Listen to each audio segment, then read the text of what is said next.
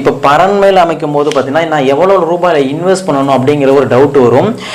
First வந்து பார்த்தீங்கன்னா நீங்கள் ஸ்டார்டிங்கில் பரன் மேல் ஆரம்பிக்க போகிறீங்க அப்படின்னா இன்வெஸ்ட்மெண்ட் அப்படிங்கிறது ரொம்ப கம்மியாக தான் இருக்கும், கம்மியாக தான் இருக்கணும். ஓகேங்களா, கம்மியாக இருக்கும்னு சொல்கிற கம்மியாக தான் நீங்கள் பண்ணணும். ஓகேங்களா, ஃபார் எக்ஸாம்பிள் இப்போ 2 லட்சம் 1 லட்சம் 1 லட்சத்தில் நீங்கள் வந்துட்டு பரன் அமைக்க முடியும். அதாவது உங்களுடைய உழைப்பு நீங்கள் போட்டு. ஓகேங்களா, ஃபார் எக்ஸாம்பிள் இப்போ மேலே சீட்டு போட்டுறீங்க, ஃபுல்லாக வந்துட்டு பார்த்தீங்கன்னா சார் உள்ளே வந்துட்டு பார்த்தீங்கன்னா கீழே வந்துட்டு ஒட்டு போட்டு நீங்கள் பரன் பண்ணுறவங்களும் இருக்காங்க. அப்புறம் பார்த்தீங்கன்னா இந்த மேட்டு மாதிரி போட்டு பண்ணுறவங்களும் இருக்காங்க. ஓகேங்களா, அதெல்லாம் வந்து ரேட் அதிகம்.